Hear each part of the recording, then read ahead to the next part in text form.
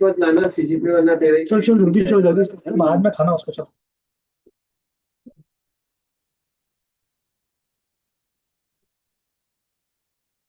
हाँ वो अच्छे।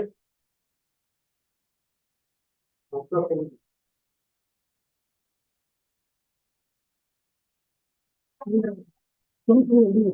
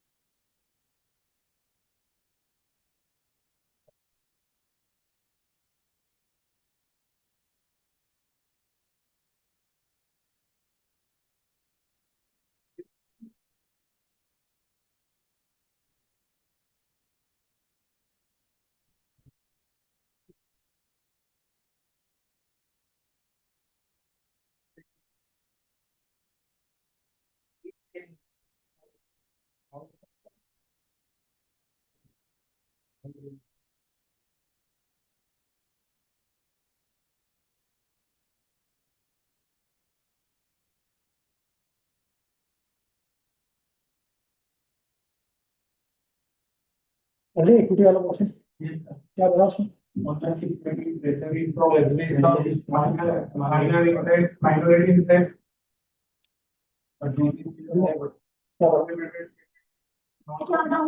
माइनॉरिटी तो पढ़ा हो बताओ। माइनॉरिटी इंटरेस्ट वो थे नॉन कंट्रोलिंग इंटरेस्ट जो पेरेंट कंपनी सब्सिडियरी का जो पार्ट ओन नहीं करती है। अच्छा। और ट्रेजरी स्टॉक वो कंपनी बाय बाय कर रही है।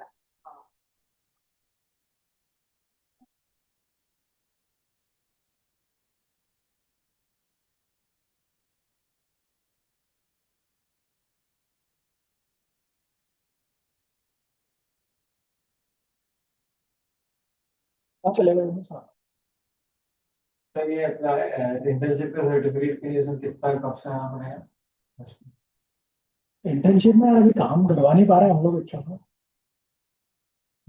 देखता हूँ अगर काम अलॉटमेंट लोग ऑफर कर दें उसके बाद बिना काम के सर्टिफिकेट देने का सेंस।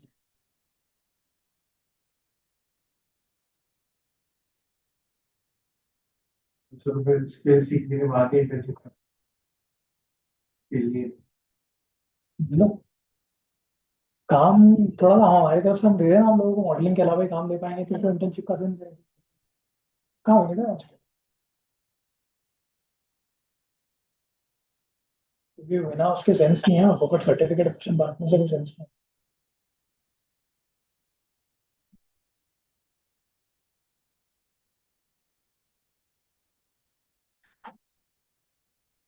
देखो टोटल असेट्स में से टोटल लाइबिलिटीज हम लोग माइनस कर देते हैं। ठीक है।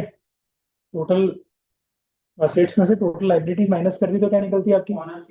और नेट नेटवर्थ निकलती है। ठीक है।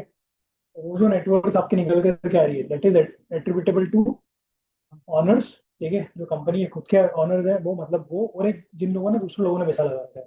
ठीक है। एट्रीब्यूटेबल टू ऑनर्स और माइनॉरिटी। ठीक है। मतलब इक्विटी और माइनॉरिटी दोनों में डिस्ट्रीब्यूट होती है, एट्रीब्यूट होती है। टोटल टोटल जो कैपिटल है, टोटल असेट्स में से टोटल लाइबिलिटीज माइनस करो। ठीक है। तो क्या निकलती है? नेटवर्थ। और जो नेटवर्थ रहती है that is attributable to company के खुद के ऑनर्स, मतलब कंपनी के ऑनर्स और माइनॉरिटी, ये दो लोगों में एट्रीब्यूट करते हैं टोटल टोटल इसको कैपिटल। ठीक है। सो आपकी टोटल असेट्स जो है, असेट्स में माइनॉरिटी वाला पोर्शन, मतलब आपकी जो टोटल असेट्स होती है, ठीक है, आपकी जो टोटल असेट्स है वो टोटल असेट्स के अंदर इक्विटी और माइनॉरिटी दोनों वाला पोर्शन इंक्लूड है ना। जैसे इसको ऐसा समझो, कंपनी की कंपनी, एक तो मेन कंपनी हो गई होल्डिंग कंपनी, पेरेंट कंपनी इसको हम लोग बोलते हैं। ठीक है।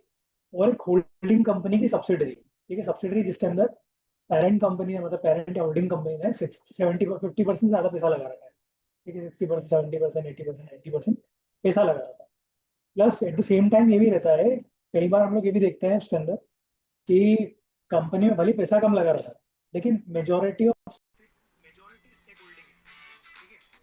होल्डिंग मतलब जैसे कई बार ये भी सिचुएशन बनती है कंपनी के अंदर कि पैसा भले आपने 30% 40% ही लगाया लेकिन कंपनी को कंट्रोल पूरा कौन कर रहा है, वो 30% 40% वाले। बाकी के जो शेयर होल्डर्स हैं बहुत छोटे छोटे शेयर होल्डर्स हैं जिनका शेयरिंग बहुत कम है, ठीक है, ये सिचुएशन भी रहती है। अब होता क्या है कि कंपनी के अंदर जो फंड्स लगाया है सब्सिडरी के अंदर, कंपनी की सब्सिडरी में जो फंड्स लगाया है वो किसने लगाया हुआ है, इक्विटी होल्डर्स ने भी लगा रखा है, ठीक है। मतलब कंपनी के जो ऑनर्स है, पेरेंट कंपनी के जो ऑनर्स, पेरेंट कंपनी ने भी सब्सिडरी के अंदर पैसा लगा रखा है और थोड़ा बहुत पैसा उन लोगों ने किसी और से लगवाया हुआ है। जैसा फिनॉप्शंस है तो फिनॉप्शंस के अंदर जो फिनॉप्शंस की सब्सिडरी है that is Skillflix consultancy India private limited, ठीक है। तो फिनॉप्शंस की सब्सिडरी तो हम जब बनाते हैं तो हम क्या करते हैं, हम लोग हमारा कंसोलिडेटेड फाइनेंशियल स्टेटमेंट्स रेडी करते हैं, ठीक है। कंसोलिडेटेड फाइनेंशियल स्टेटमेंट्स के अंदर स्किलफ्लिक्स कंसल्टेंसी का भी हम 100, क्योंकि फिनॉप्शंस तो स्किलफ्लिक्स है that is wholly owned subsidiary of Finoptions, ठीक है, 100% ओन करती है फिनॉप्शंस उसको। लेकिन अगर बाई चांस मान लो 90% ओन करता होता फिनॉप्शंस, तो 90% ओन कर रहा होता तो 10% कोई और ओन करता उसको, 10% किसी और ने पैसा लगा रखा है सब्सिडरी के अंदर। लेकिन चूंकि फिनॉप्शन 90% ओन करता है और उसके मैनेजमेंट में भी पूरा पूरा कंट्रोल है, तो सब्सिडरीज के केसेस में we follow business consolidation method, ठीक है। बिजनेस कंसोलिडेशन का मतलब क्या होता है, मतलब फाइनेंशियल रिपोर्टिंग के लिए बिजनेस कंसोलिडेशन मेथड फॉलो करते हैं। उसका मतलब क्या होता है, उसका मतलब ये होता है कि आप पेरेंट कंपनी सब्सिडरी के 100% असेट लेकर के आएगी अपने बुक्स के अंदर, 100% लाइबिलिटी लेकर के आएगी, तो 100% क्या लेकर के आ जाएगी, उसकी इक्विटी नेटवर्थ भी लेकर के आ जाएगी। जबकि ओन कितना करते हो आप, 90%। आप ओन 90% करते हो लेकिन लेके कितना आ रहे हो, 100%। ठीक क्यों, देखो अब पैसा किसी ने भी लगाया, हम लोग जो एनुअल रिपोर्ट रेडी करते हैं, एनुअल रिपोर्ट क्या बता रहा है, कंपनी का परफॉर्मेंस। एनुअल रिपोर्ट जो है पूरा की पूरा क्या बता रहा है, साल भर का पूरा डिस्क्रिप्शन दिया उसने कि उन्होंने क्या काम किया क्या नहीं किया, मैनेजमेंट क्या बोल रहा है, मैनेजमेंट फर्दर ग्रोथ के लिए क्या बोल रहा है, हम लोगों ने फाइनेंशियल परफॉर्मेंस भी शो कर दी उसके अंदर, सब शो कर दिया। बेसिकली वो कंपनी के बारे में पूरी इनस एंड आउट बता रही है, ठीक है। अब होता क्या है, जो आपकी सब्सिडरी है, सब्सिडरी में आप कितना ओन कर रहे हो, 90% ओन कर रहे हो, 10% कोई और ओन कर रहा है, तो पैसा किसी ने भी लगा उससे क्या फर्क पड़ता है। हमको तो कंपनी के परफॉर्मेंस को शो करना है ना, पैसा किसी और ने भी लगाया तो उसे क्या फर्क पड़ता है, वो फर्क नहीं पड़ता उसको, ठीक है। तो बिजनेस कंसोलिडेशन में क्या होता है, बिजनेस कंसोलिडेशन में भी यही होता है कि हम पैसा किसी और ने भी लगाया उससे फर्क नहीं पड़ता, लेकिन एक तरीके से हमको तो पूरा परफॉर्मेंस ही शो करना है ना कंपनी का। तो कंपनी के 100% एसेट शो करेंगे, 100% लाइबिलिटी शो कर देंगे और 100% इक्विटी भी शो कर देंगे, ठीक है। बट एक प्रॉब्लम ये है कि सिर्फ इन ऑप्शन है, मान लो 100% स्किलफ्लिक्स में ओन करता है, 10% कोई और ओन करता है सपोज, ठीक है। तो जो 10% और कोई ओन कर रहा है, जब बिजनेस को कंसोलिडेट किया तो हम टोटल स्किलफ्लिक्स के 100% एसेट लेकर के आ गए, 100% लाइबिलिटी लेकर के आ गए, 100% इक्विटी भी लेकर के आ गए, ठीक है। बट वो क्या 100% इक्विटी जो है, जो नेटवर्थ है, वो पूरी की पूरी 100% ऑप्शंस की है क्या, नहीं, 90% है ऑप्शंस की, 10% किसकी है, किसी और की। लेकिन जो कोई और है जिन लोगों ने पैसा लगा रखा है, क्या वो कंपनी के ऑनर बन गए क्या। हेलो, आ गए ये भैया। हाँ संगना मॉल के फर्स्ट फ्लोर पे आ जाओ ऊपर, लेफ्ट से। हाँ, तो मतलब क्या उसके ऑनर बन गए क्या, नहीं। सब मतलब अगर 10% कोई और लोग हैं तो क्या वो, मैं उनको अगर मेरे बुक्स में दिखा दूंगा तो क्या हमारी इन ऑप्शंस के ऑनर बन गए क्या वो? नहीं। अगर मैं उनको पूरा की पूरा बुक्स में दिखा दूंगा मेरे, जब मैं पूरी उनकी 100% स्किलफ्लिक्स की 100% असेट लेकर के आऊंगा, 100% लाइबिलिटी लेकर के आऊंगा, तो 100% उसकी नेटवर्थ भी लेकर के आ जाऊंगा। तो 100% नेटवर्थ ला करके अगर मैं मेरी बुक्स में शो भी कर रहा हूँ, तो जो सब्सिडरी स्किलफ्लिक्स के जो 10% ऑनर है, क्या वो फिनऑप्शंस के ऑनर बन गए क्या, नहीं, फिनऑप्शंस के ऑनर नहीं है। तो उनको इक्विटी साइड में शो नहीं कर सकते, मतलब इक्विटी में शो नहीं कर सकते, टोटल शेयर कैपिटल में, टोटल इक्विटी शेयर कैपिटल में शो नहीं कर सकते उसको। क्या वो जो 10% ऑनर है स्किल फ्लिक्स के, क्या वो फिन ऑप्शंस की फाइनेंशियल लाइबिलिटी है क्या, कंपनी की कोई ऑब्लिगेशन है क्या उनको पेमेंट करना है, कंपनी की ऑब्लिगेशन भी नहीं है। 10% जो ऑनर है स्किल फ्लिक्स के, वो कंपनी की ऑब्लिगेशन भी नहीं है और कंपनी के ऑनर भी नहीं है, तो इसीलिए उनको अलग से नाम दे देते हैं, that is minority, non controlling. ठीक है, क्योंकि ना तो उनको हम इक्विटी साइड में शो कर सकते हैं और ना ही लाइबिलिटी साइड में। लाइबिलिटी साइड में दिखाऊंगा तो उसका मतलब मेरे को उनको पेमेंट करना है, मतलब दिखा लाइबिलिटी साइड में रहे लेकिन ऑब्लिगेशन नहीं पेमेंट करनी। ठीक है, क्योंकि उन्होंने पैसा दिया हुआ है तो कंपनी और कंपनी का ऑनर सेपरेट होते हैं, सेपरेट एंटिटी कंसेप्ट। तो सेपरेट एंटिटी कंसेप्ट कंसेप्ट क्या बोलता है कि भैया जो आपके आउटस्टैंडिंग कैपिटल है और शेयर्स आउटस्टैंडिंग है, आउटस्टैंडिंग क्यों बोल रहे हैं, क्योंकि उनको पैसा देना बाकी है, उनसे पैसा ले रखा है ना, उनको पैसा देना बाकी, बिजनेस चलाने के लिए पैसा लिया हुआ है, ऑनर्स को पैसा देना बाकी है। वो लाइबिलिटी तो है, बट ऐसी ऑब्लिगेशन नहीं कि उनको कुछ समय के बाद में हमको सेट ऑफ करना। ये एक पर्टिकुलर टाइम ड्यूरेशन नहीं है, इनफाइनाइट टाइम तक के लिए, जब भी कंपनी डिसॉल्व होगी या पेमेंट करना होगा तब कर देंगे, बट अभी फिलहाल में पेमेंट नहीं करना होगा। कंपनी की फाइनेंशियल लाइबिलिटी का पार्ट नहीं है, कंपनी की ऑब्लिगेशन नहीं है, फाइनेंशियल लाइबिलिटी का पार्ट नहीं है।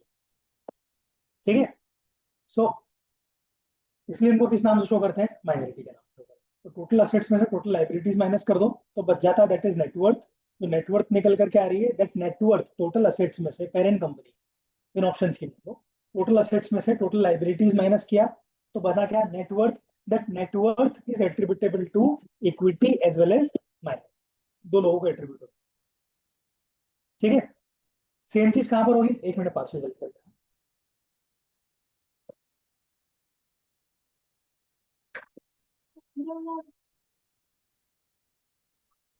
अरे पर क्या नेटवर्क नहीं वो क्या मतलब फॉर्मूला बोलना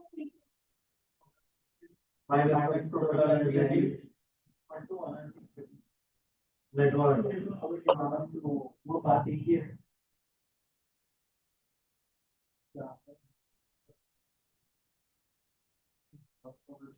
थोड़ा सा लोग प्रोटेक्ट लेकिन तो वास्ट ही जाता है।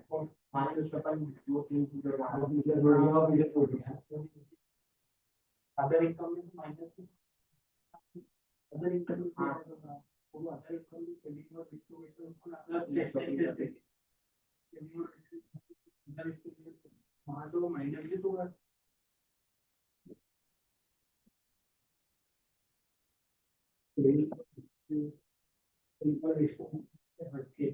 तो ये तो बॉक्स में प्लस हो जाएंगे यहाँ प्लस हुआ यहाँ माइनस और प्लस हमारे लिए वो करंट तो बढ़ेगा देखिए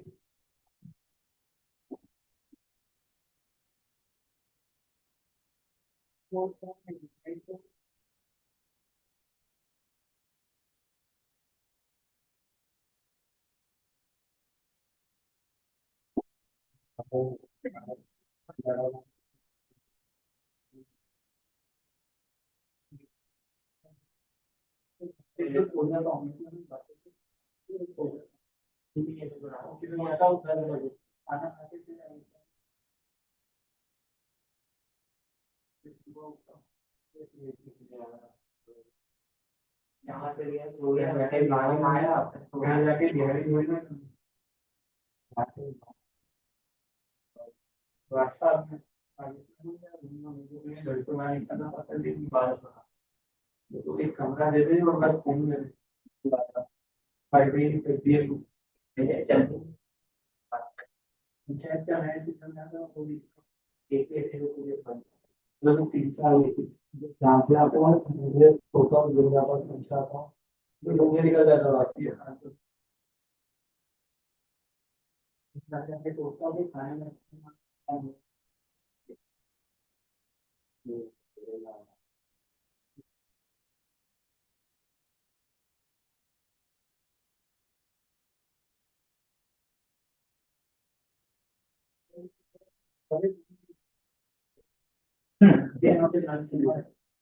तो कंपनी की फाइनेंशियल लाइबिलिटी समझ में आ गई ये चीज, कंपनी की फाइनेंशियल लाइबिलिटी भी नहीं है और कंपनी का अभी सारे के सारे रेशियोज जो होते हैं, जो आगे रेशियोज पे जाओगे कैलकुलेशन स्टेज पे, तो सारे रेशियोज में ये दिमाग में आता है हमारे कि हम एक्चुअल में माइनॉरिटी वाला पोर्शन ले कि नहीं। ठीक है, ये क्वेश्चन रहता है हमेशा माइंड में आता है रेशियोज कैलकुलेट जब भी करोगे तो, कि फंडिंग कहाँ से मिलेगा। तो हमको क्या मतलब पैसा किसी ने भी लगाया हो, हम क्या चेक कर रहे हैं, कंपनी का फाइनेंशियल परफॉर्मेंस, कंपनी का परफॉर्मेंस चेक कर रहे हैं ना, कि भाई टोटल रिटर्न कितना जनरेट हुआ है over total equity investment, ROE check कर रहे हैं, नेट ऑन इक्विटी, वो करेंगे उसमें डिटेल में। तो उस समय क्या ध्यान रखना है आप लोगों को कि भैया माइनॉरिटी को तो इंक्लूड करना ही है, क्योंकि पैसा तो उन्होंने भी दिया है ना, फंडिंग तो उनसे ही मिली हुई है आपको। तो माइनॉरिटी वाला पोर्शन जब भी टोटल कैपिटल निकालते हो तो उसमें इंक्लूड करना ही है। बाय डिफॉल्ट इंक्लूड करना, क्योंकि पैसा किसी ने भी दिया उससे हमको क्या फर्क पड़ता है, हमको तो कंपनी का फाइनेंशियल परफॉर्मेंस चेक करना है। ये आपका बिजनेस है, आपके ब्रदर का बिजनेस है, ब्रदर के बिजनेस में आपने 50% लगा रखा है, आपके बिजनेस में 100% लगा रखा है, ब्रदर के बिजनेस में आपने 90% लगा रखा है, और 10% उसने लगाया है, तो उससे क्या मतलब है किसने कितना ही पैसा लगाया।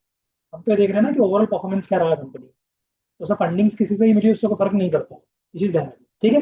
ना देखो, जैसे आप टोटल असेट्स लेकर के आ रहे हो, टोटल लाइबिलिटीज भी लेकर के आ रहे हो, तो टोटल इक्विटी भी लेकर के आ गए सामने वाली कंपनी के, लेकिन उस इक्विटी के अंदर हमारा 90% ही है, 10% किसका है, किसी और का है, 10% किसी और का है, तो that is called as minority. उसको क्या बोलते हैं हम लोग, माइनॉरिटी बोलते हैं। क्लियर है ये चीज, ठीक है, दैट इज माइनॉरिटी ना। और ये हम लोग सब्सिडरीज के केसेस में, बिजनेस सब्सिडरीज के केसेस में बिजनेस कंसोलिडेशन फॉलो करते हैं। बिजनेस कंसोलिडेशन का ये रूल है कि आप 100% सब कुछ लेकर के आ जाओगे, बाद में उसका क्लासिफिकेशन शो करो, ठीक है। अब जैसे भाई मान लो 1000 के, जैसे ही आप क्या करते हो, इनकम भी 100% लाते हो, एक्सपेंसेस भी 100% लेकर के आते हो, तो प्रॉफिट भी कितना लेकर के आ गए, 100%। लेकिन आप ओन कितना कर रहे हो, 90%। तो जो 10% जो सामने वाले का प्रॉफिट है वो हमको क्या करना पड़ता है, हटाना पड़ता है, माइनस करना पड़ता है। तो आप जब भी अपना इनकम स्टेटमेंट रेडी करोगे, आपका जो इनकम स्टेटमेंट आपको कॉपी किया हुआ है, अगर उसमें माइनॉरिटी माइनस में दिया हुआ है, डजंट मीन कि सब्सिडरी में लॉस है। नेट इनकम, नेट इनकम में से माइनॉरिटी वाला हिस्सा क्या कर दिया हम लोग, टोटल इनकम लाए, टोटल एक्सपेंसेस लाए, तो टोटल प्रॉफिट भी शो कर दिया। अब उस प्रॉफिट में से हम लोगों ने माइनॉरिटी वाला हिस्सा क्या कर दिया, हटा दिया, क्योंकि प्रॉफिट तो 100% लेकर के आ गए हो ना, उसमें हम ओन कितना करते हैं, 90%। 90% ओन करते हैं तो हमको क्या करना पड़ेगा, 10% प्रॉफिट क्या करना पड़ेगा, हटाना पड़ेगा। तो 10% प्रॉफिट हटाना पड़ेगा ना, वो किसमें शो होगा, माइनस में। तो सब्सिडरी के अंदर अगर प्रॉफिट है तो माइनॉरिटी वाला पोर्शन माइनस में दिखेगा, इसका मतलब ये कि आपने 100% प्रॉफिट एड कर दिया है, तो रिमेनिंग वाला पोर्शन क्या कर रहे हैं हम लोग, उसमें से हटा रहे हैं डिस्ट्रीब्यूशन से पहले। क्योंकि इक्विटी होल्डर्स को, हमारी कंपनी पेरेंट कंपनी के इक्विटी होल्डर्स को डिस्ट्रीब्यूशन करना पड़ेगा डिविडेंड एंड ऑल का, तो उसके पहले माइनॉरिटी का हिस्सा तुमको हैंडओवर करना पड़ेगा ना, कि ये तुम्हारा हिस्सा है। ये वाला पोर्शन माइनस करने के बाद में जो बचा वाला प्रॉफिट है उसमें से डिस्ट्रीब्यूशन होना चाहिए।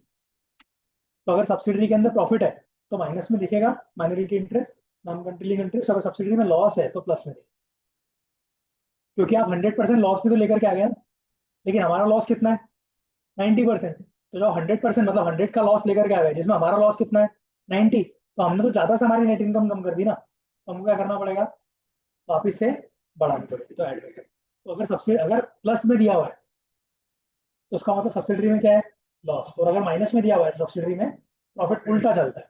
कैश फ्लो स्टेटमेंट्स में करेंगे इसको हम लोग, इसका ट्रीटमेंट में कंफ्यूजन होता रहेगा, तो कैश फ्लो स्टेटमेंट्स में करेंगे। बट ये चीज ध्यान रखनी है कि प्रॉफिट और लॉस, ऐसा नहीं है कि माइनस में दे रहा है तो हमको लग रहा है कि लॉस है, माइनस में दिया मतलब प्रॉफिट है, ठीक है, और प्लस में दिया मतलब लॉस, ठीक है, समझ में आइए ना।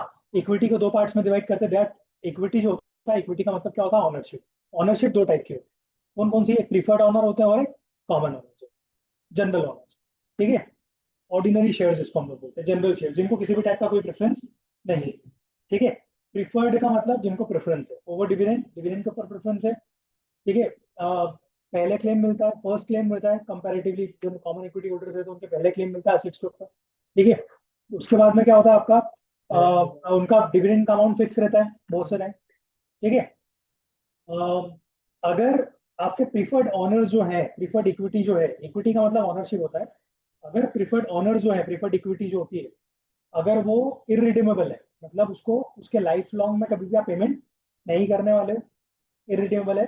दूसरा नॉन क्यूमुलेटिव है। नॉन क्यूमुलेटिव का मतलब क्या होता है कि अगर इस बार डिविडेंड नहीं दिया तो अगली बार डिविडेंड देने की कोई गारंटी नहीं, अगर इस बार क्यूमुलेट नहीं हो रहा है, इस बार नहीं दिया तो अगली बार दे देंगे, क्यूमुलेट नहीं हो रहा है, क्या है, नॉन क्यूमुलेट। नॉन क्यूमुलेटिव का मतलब क्या होता है कि अगर इस बार डिविडेंड नहीं दिया तो अगली बार डिविडेंड नहीं मिलेगा। अगर ये दोनों फीचर्स हैं प्रीफर्ड इक्विटी के अंदर, तो उस केस में इसको कॉमन इक्विटी का ही पार्ट बना दो। अगर preferred equity, preferred honours cumulative नहीं है, अगर क्यूमुलेटिव है, उल्टा होता है, अगर क्यूमुलेटिव है मतलब इस बार डिविडेंड नहीं दिया तो कब देना है, अगले साल लेना, क्यूमुलेटिव है।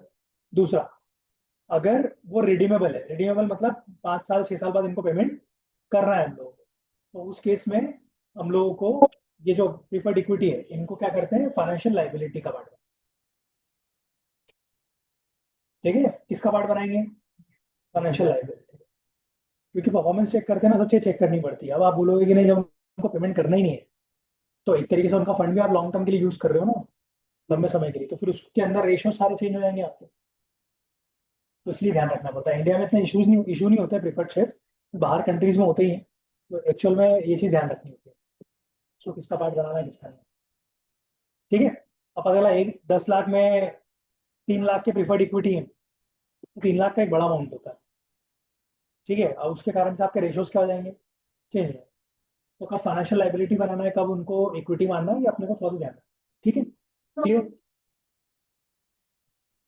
नॉन क्यूमुलेटिव मतलब अगर इस बार डिविडेंड नहीं दिया है तो अगली बार देने की कोई गारंटी। क्यूमुलेटिव में क्या होगा, अगर इस बार डिविडेंड दे दिया है तो अगली बार भी आपको क्या करना पड़ेगा, डिविडेंड। क्यूमुलेटिव का मतलब इस बार डिविडेंड नहीं दिया तो अगली बार क्या करना पड़ेगा, या इस बार का और अगले बार का दोनों को ऐड करके देना, दोनों डिविडेंड ऐड करके देना। क्लियर है, समझ में आ गया ये चीज ना। जो आपके आउटस्टैंडिंग शेयर्स होते हैं वो आउटस्टैंडिंग इसलिए क्योंकि उनको पैसा देना बाकी, आउटस्टैंडिंग ये टू बी पेड है। ऑथराइज कैपिटल होती है, ऑथराइज का मतलब ये कि जो लीगली ऑथराइज है। ठीक है, इशूड कैपिटल का मतलब क्या होता है, number of total share issue by company. By the company. ठीक है, दैट इज इशूड कैपिटल। ठीक है, और आउटस्टैंडिंग कैपिटल क्या होती है, जो आउटस्टैंडिंग मतलब इशूड कैपिटल, देखो क्या होता है, एक तो हो गया आपका ऑथराइज कैपिटल। ठीक है, एक हो गया क्या आपका ऑथराइज कैपिटल। ठीक है, ऑथराइज कैपिटल के बाद में क्या हो गया आपका इशूड कैपिटल। ठीक है, इशूड कैपिटल का मतलब जो कंपनी ने क्या कर रखे, इशू कर रखे हैं शेयर्स। ठीक है, जो इशू कर रखे हैं मार्केट में। आउटस्टैंडिंग कैपिटल इशूड शेयर में से क्या कर देंगे हम लोग, जो ट्रेजरी स्टॉक वाला पोर्शन है वो क्या कर देंगे, माइनस कर देंगे। ट्रेजरी मतलब बायबैक वाला शेयर, बायबैक कर लिया, माइनस कर देंगे, दैट इज आउटस्टैंडिंग कैपिटल। ठीक है, जो कैपिटल आउटस्टैंडिंग इनको पैसा देना, बाकी बाकी को तो दे दिया ना, तभी तो वापिस माइनस कर रहे हैं उसमें से हम लोग। ठीक है, तो 3 कैटेगरीज में इसको डिवाइड कर देते हैं। बाकी पता ही है आपको, इक्विटी के फीचर तो सभी को पता है। इक्विटी के अंदर इनको वोटिंग राइट्स होता है, प्लस जो भी है आप रेसिडुअल क्लेम होता है। ठीक है, प्लस कैपिटल गेन के एडवांटेज मिलता है। ठीक है, वो सब चीजें रहता है ना।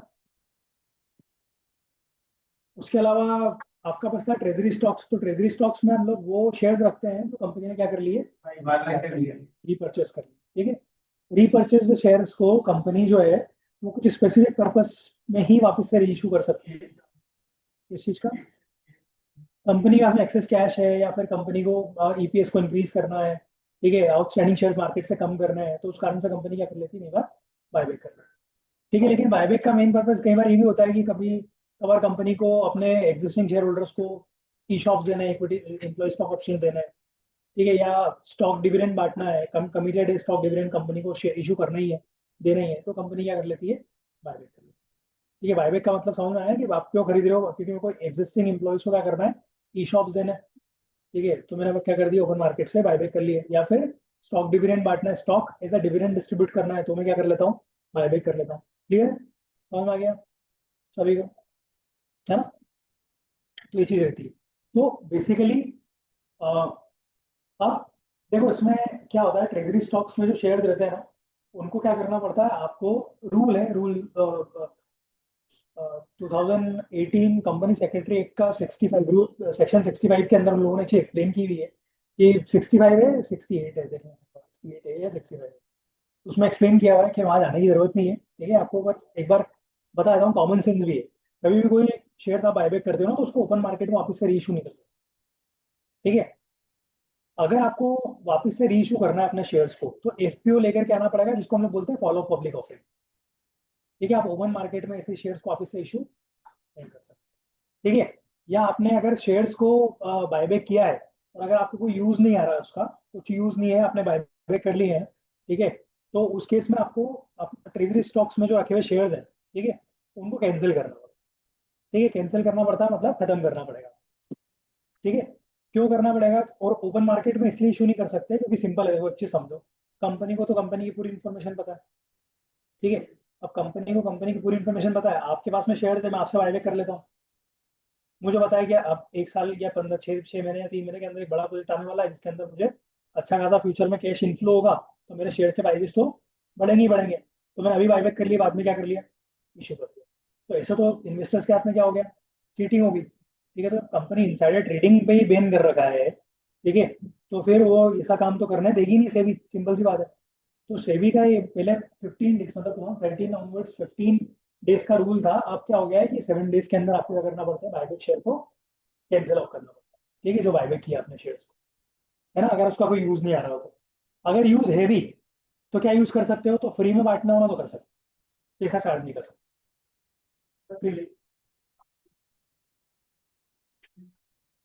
कैंसल ऑफ करना मतलब अपने बुक्स में से खत्म कर देना।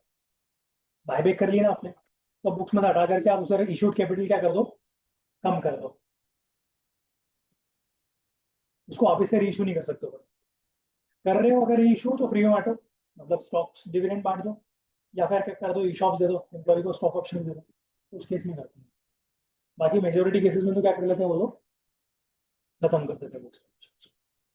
और वैसे भी रीइशू कर नहीं सकते, वो तो अपन को भी समझ में आता ही होगा, अगर ऐसा करने लग गया तो ठीक है, कंपनी बार बार बायबैक कर लेगी और बार बार रीइशू करती रहेगी शेयर्स को, ठीक है। अब जब जब उसके पास प्रोजेक्ट आएगा तब बायबैक कर लेगी, फिर जैसे प्रोजेक्ट निकल जाएगा फिर इशू कर देगी। तो स्टैंडर्ड्स बोलते हैं कि ठीक है, एक बार कैंसिल ऑफ करो, एक बार का कैंसिल ऑफ करने के बाद आपको लग रहा है ना वापस से शेयर आपको इशू करना है, तो आप पूरा प्रोसेस करो, अंडर राइटिंग करो, ठीक है, और जो भी पूरा जो एक आईपीओ का प्रोसेस होता है पूरा प्रोसेस आपको, ठीक है। थोड़ा सा डिबेटेबल है ये, बट स्टिल कॉमन सेंस के हिसाब से देखोगे, और स्टैंडर्ड्स में भी ये चीज लिखी हुई है, 65 68 बता रहा हूँ, उसके हिसाब से हम लोगों ने क्या करा था, उसको कैंसिल करा, ठीक है। समझ आ गया चीज, क्लियर है। दैट इज माइनॉरिटी, इक्विटी और प्रेफरेंस शेयर्स हो गए। उसके अलावा क्या बच रहा है आप लोगों का, बैलेंस शीट में ऑलमोस्ट सभी चीजें डन है, ठीक है, मेरे हिसाब से डिस्कस सारी कर ली है हम लोगों ने। ठीक है, आप लोग एक बार रिवाइज कर लेना पूरा की पूरा क्वेश्चन, ठीक है, एक बार ऑफिस से, और कुछ भी डाउट आए फिर हम लोग देखते हैं इस पे। इसके बैलेंस शीट में क्वेश्चन चाहिए ना,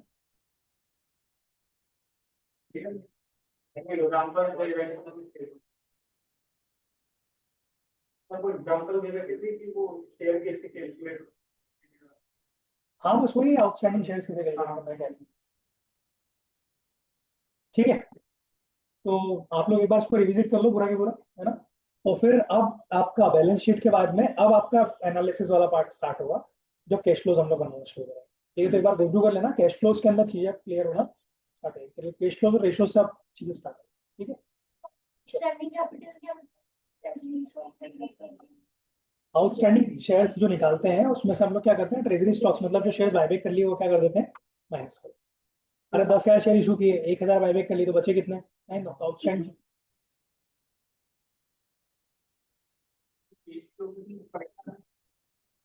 कैश फ्लो अभी नहीं, कैश फ्लो 1-2 दिन बाद स्टार्ट करेंगे। बैलेंस शीट के सारे डेटा ले आते हैं, रेफरेंस करते हैं ना। एक बार कैश फ्लो जब स्टार्ट करेंगे, अभी तो आप बैलेंस शीट कंप्लीट कर लो, गौरव सर बैलेंस शीट कंप्लीट होगी उसके बाद कैश फ्लो स्टार्ट होगा, ठीक है।